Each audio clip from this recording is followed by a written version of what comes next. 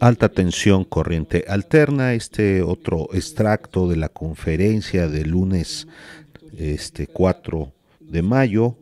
Les ponemos el audio y video original de estas preguntas que le hacen al subsecretario Hugo López-Gatell. Estaban esos números, por eso se lo comento. Y bueno, en otro sentido también preguntarle a usted, con el caso del Procurador Federal del Consumidor, Ricardo Sheffield, que sabemos dio positivo a COVID-19, ya comenzaron el estudio de casos, entre ellos, bueno, sabemos están aquí algunos de los integrantes del gabinete, del presidente, el propio presidente, si ya comenzaron con este estudio de casos.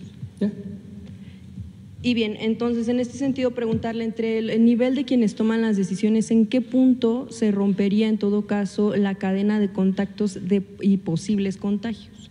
¿Cómo están analizando este hecho? Perdón, no entiendo su en el sentido de que todavía se siguen reuniendo en el gabinete y obviamente han tenido contacto diverso. El lunes estuvo aquí el procurador, estuvo la secretaria Luisa María Alcalde, estuvo el presidente. Entonces, ¿en qué momento pudiera cortarse la cadena de contacto? Porque han tenido diferentes reuniones, se entiende que tienen que tomar decisiones, pero ¿en qué punto se está tomando la decisión de que en algún momento se corte para que no siga habiendo más casos? ¿Y en el momento en que esto sea procedente? ¿En qué momento podría ser? O sea, ¿ustedes cómo no lo analizan? O sea, la verdad es que la respuesta así tan cortante no nos sirve. Se lo explico. Aquí le pongo un ejemplo de algo que ocurrió aquí en esta comunidad de comunicadoras y comunicadores, de quienes acuden en la tarde. Con este se lo voy a ilustrar para que vea cómo funcionan los estudios de casos y contactos. El estudio de casos y contactos para la población que tiene intereses más generales en la epidemia, les comparto que es uno de los elementos básicos de la táctica de contención. Esto cuando estábamos en la fase 1 era la parte característica. Esto es una recomendación desde hace mucho tiempo de la Organización Mundial de la Salud, no tiene que ver específicamente con COVID, es una de las intervenciones clásicas del control y la prevención de las enfermedades infecciosas de interés epidémico. ¿En qué consiste esta contención basada en contactos y casos? En identificar a las personas que tienen caso sospechoso, es decir, tienen las manifestaciones clínicas de una enfermedad, en este caso que nos ocupa es el COVID, aun cuando no se sepa si tienen o no una confirmación por laboratorio. Esto tiene como propósito encontrar de la manera más temprana y por lo tanto oportuna a una persona que pudiera ser contagiante de otras personas en su entorno inmediato. Las características clínicas de una persona con COVID básicamente tienen 3 signos o síntomas característicos de mayor relevancia, que son la fiebre, el dolor de garganta, la tos, también el dolor de cabeza y otros de los síntomas accesorios. Escurrimiento nasal, enrojecimiento de los ojos, fatiga, dolor muscular. A veces en unos casos esporádicos pudiera haber incluso diarrea, por ejemplo. Cuando una persona tiene estas características, independientemente de los cuidados que se deben tener para que esa persona tenga una buena evolución, se considera a la persona como potencialmente contagiante y se le considera un caso sospechoso. Inmediatamente esta persona se manifiesta o se presenta a una unidad de salud o se documenta que es un caso sospechoso y sin esperar al momento del resultado del laboratorio se identifican a sus contactos. Contactos son aquellas personas que durante el tiempo relevante de la probabilidad de contagio estuvieron en estrecha convivencia con el caso. Esta estrecha convivencia tiene que ver específicamente con el mecanismo de transmisión de esta enfermedad. Esta enfermedad se transmite por vía respiratoria, como hemos dicho repetidamente, y tiene que ver con las secreciones respiratorias, con los líquidos que se proyectan de nariz y boca y que provienen de la garganta y de la faringe, de la parte superior de la faringe, y que se proyectan al hablar, toser, cantar, gritar, etcétera. Y hay un fenómeno que le llamamos la distancia relevante, por de ahí viene lo de sana distancia, y es la distancia a la que debe estar una persona para que tenga una probabilidad efectiva o suficientemente alta para ser contagiante. Y finalmente la duración. No es lo mismo un contacto circunstancial que tener un contacto por varias horas con una persona que es potencialmente contagiante. En el estudio de casos y contactos se documenta cada uno de estos encuentros, estimulando la memoria de la persona potencialmente contagiante, y posteriormente las personas que pueden ser identificadas como contactos también se entrevistan como contactos para verificar la información si no existe otra perspectiva de la memoria de quienes pueden ser contactos. En el caso del sujeto inicial, que pudiera ser un contagiante, se le toma también muestra de laboratorio desde el inicio, pero ya he dicho, el estudio de contactos inicia antes de esperar el resultado del laboratorio. En un momento dado, cuando la persona potencialmente contagiante tiene un resultado de laboratorio, eso contribuye a identificar con mayor precisión la probabilidad de los contagios. Este fenómeno ocurre independientemente de que la persona sea un trabajador de la salud, sea un funcionario público, sea un tomador de decisiones políticas, sea un periodista, sea cualquier persona. Es decir, cada persona tiene, dadas sus características biológicas y sociales, una probabilidad dada de estar involucrada en una cadena de contagios. No hay ningún fenómeno de discriminación ni en favor ni en contra de las personas. Entonces, esto es lo que se hace exactamente aquí, es lo que se hizo en el caso de la secretaria Sandoval, es lo que se hará en el caso de cualquiera y debería hacerse. ¿Tienen el número de contactos que tuvo Ricardo Sheffield o eso no lo van a manejar? No tengo esa información, pero en general fueron muy poquitos. Ricardo Sheffield, él hizo pública su información, por eso podemos hablar de ello. Hemos aclarado repetidamente también que es importantísimo conservar el respeto a la confidencialidad de las personas. Son personas, aunque tengan un cargo, hay que respetarlas como personas. Sé que son de interés público porque están en la esfera pública, vienen aquí y a todos ustedes les interesa proteger a nuestro gobierno. Es el gobierno de este país, se lo agradezco, pero hay que respetar su confidencialidad. Los estudios de casos y contactos son confidenciales, se trate de quien se trate, no tiene nada que ver con que tengan o no privilegios, ya lo he dicho, no hay esa concepción en nuestro gobierno y hay que respetar su confidencialidad. En este caso se está atendiendo con el protocolo estandarizado de todos los ciudadanos de México. Y presidente, preguntarle también sobre el caso de, ya se ha hablado del tema de los ventiladores, ya sabemos que va a haber un informe, pero yo quisiera preguntarle a usted si el asunto de la compra a sobreprecio de ventiladores al hijo del director general de la CFE, Manuel Bartlett, ¿no lo considera por influyentismo o amiguismo? Sí, esta es una información que dio a conocer la Asociación Mexicanos a Favor de la Corrupción, ¿no? La de Claudia X González, una persona muy honesta. Miren, desde el inicio del gobierno dije que no iba yo a tolerar ningún acto de corrupción, ni siquiera de mi familia, que solo me hacía cargo de mi hijo Jesús Ernesto, porque es menor de edad. De modo que quien sea acusado de actos de corrupción, de cualquier ilegalidad, tiene que ser investigado, sancionado y no debe de permitirse la impunidad. No somos iguales a los gobiernos de antes.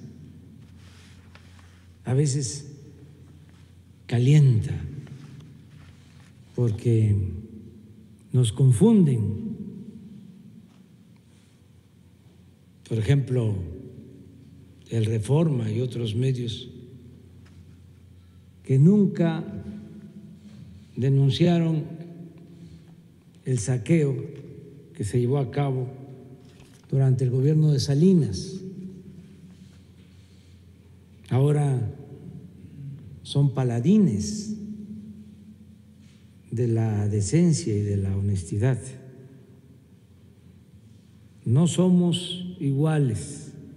Nosotros llegamos aquí para limpiar de corrupción el gobierno, para desterrar la corrupción. En este caso, la Secretaría de la Función Pública tiene que hacer su trabajo,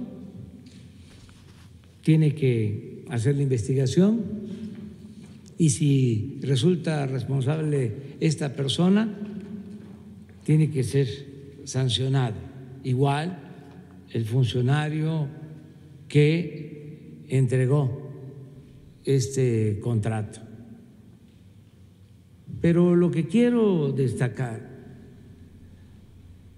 lo que está en el fondo, es ese afán de querer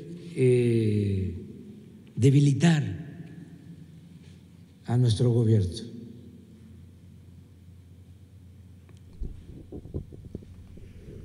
Les molesta mucho la transformación.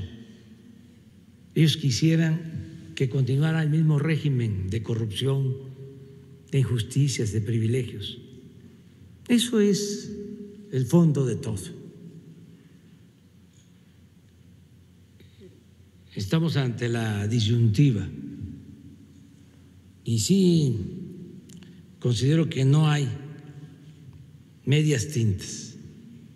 ¿Es corrupción o transformación?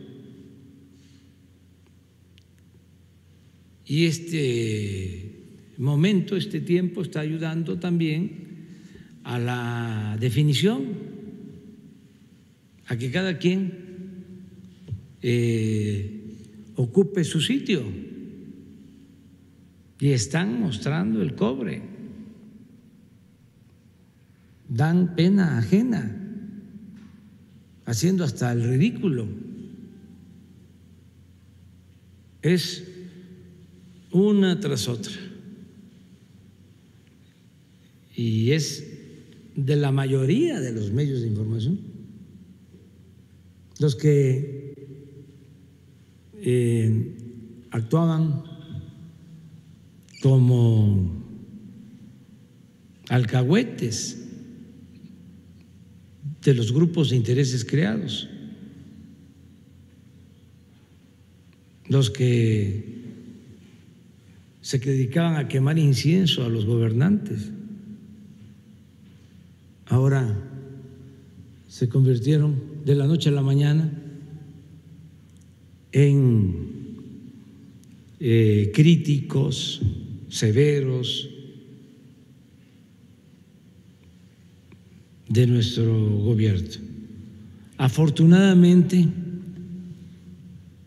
no tienen ningún efecto sus calumnias, sus falsedades. Toda esta industria tan lucrativa del manejo de las redes sociales con bots, con robots.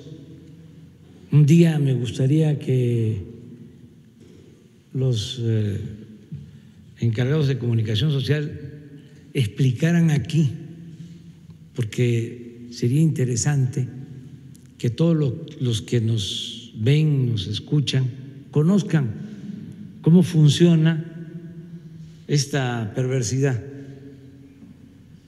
y cómo consume dinero y cómo se tolera por parte de las agencias o las empresas que prestan el servicio de Internet, porque es un bombardeo de mentiras, que además con mucho costo están financiando una campaña de desprestigio, una guerra sucia en contra del gobierno. Afortunadamente, decía yo, no tienen efecto, porque el pueblo de México, ya lo dije, lo repito, es de los pueblos con menos analfabetismo político en el mundo. Y esos bots, esos robots, todas esas cadenas que arman para atacar al gobierno son inmediatamente enfrentadas con argumentos de la gente que está a favor de la transformación, que ya no quiere más de lo mismo, ya no quiere que siga imperando la corrupción. Entonces, es notorio el caso del Reforma con el doctor Hugo López-Gatell. En la tarde-noche vienen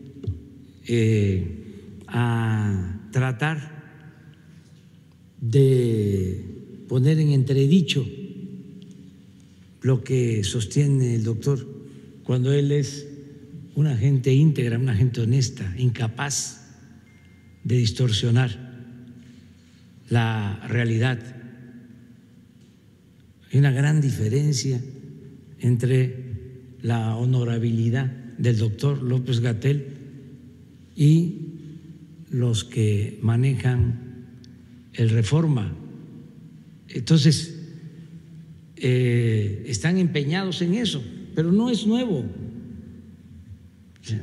Ellos surgen del Reforma, ese periódico, se inicia, comienza en México, y no hay casualidades, en el sexenio de Salinas. Es como la fundación del PAN, que se da en 1939, un año después de la expropiación petrolera, cuando gobernaba el general Cárdenas, un presidente patriota. ¿Por qué surge ese partido? Para oponerse a la política popular y patriótica del general Cárdenas. Entonces, todo tiene su explicación. Pues ahí escucharon al ciudadano presidente Andrés Manuel López Obrador, donde vuelve a darle un estate quieto al periódico Reforma. Aprovecha la pregunta que le hacen. Ustedes se dan cuenta en las imágenes, hay muchas sillas vacías. Hay una enorme censura a los medios alternativos. Es algo que esperemos se modifique para bien, evolucione a lo mejor a un espacio de más libertad. Y pues los dejamos para la reflexión. Escríbanos en los comentarios lo que gusten de sus reflexiones, las leeremos todas. Y si les gustó la cápsula o los videos previos, por favor ayúdenos compartiéndolos. Somos un medio 100% alternativo, dedicados a ustedes, y ojalá puedan suscribirse también a nuestro canal de YouTube y compartirnos en sus diversas plataformas. Muchísimas gracias, Benjamín Castro Olvera, para Alta Tensión, Corriente Alterna.